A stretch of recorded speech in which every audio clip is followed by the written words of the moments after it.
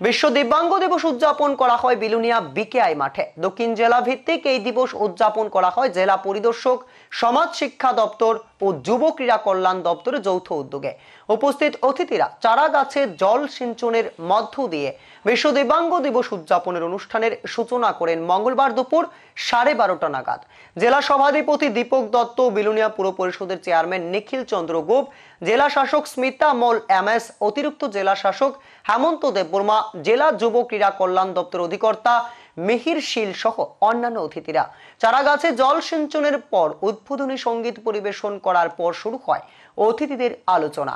এই আলোচনার মাঝে দিব্যাঙ্গদের মধ্যে বিভিন্ন সামগ্রী তুলে দেন অতিথিরা। এরপর মাধ্যমিক ও উচ্চ মাধ্যমিকে ভালো ফলাফলের জন্য দিব্যাঙ্গ ছাত্র ছাত্রীদের সংবর্ধনা সহ কিছু আর্থিক সহায়তা প্রদান করা হয়। সবশেষে শুরু হয় দিব্যাঙ্গদের নিয়ে বিভিন্ন খেলার প্রতিযোগিতা।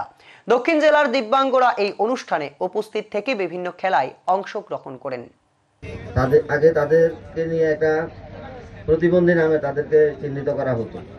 আমাদের মাননীয় প্রধানমন্ত্রী এটা দেখে এবং লক্ষ্য করে উনি দিব্যাঙ্গজন হিসেবে তাদেরকে ভূষিত করেছেন এবং বর্তমানে আমরা তাদেরকে দিব্যাঙ্গজন বলে আমরা ডাকি এবং উল্লেখ করি। আমি আজকে বিশেষ করে এখানে তাদেরকে নিয়ে যে ক্রীড়া প্রতিযোগিতা, তাদেরকে দিয়ে যে একটা ক্রীড়ার অনুষ্ঠান করা হচ্ছে, জেলা ভিত্তিক হচ্ছে এবং পরবর্তীতে এটা রাজ্য ভিত্তিক হবে। এখান থেকে যারা সিলেক্ট হবে তাদেরকে আমাদের স্টেট লেভেলে পাঠানো হবে।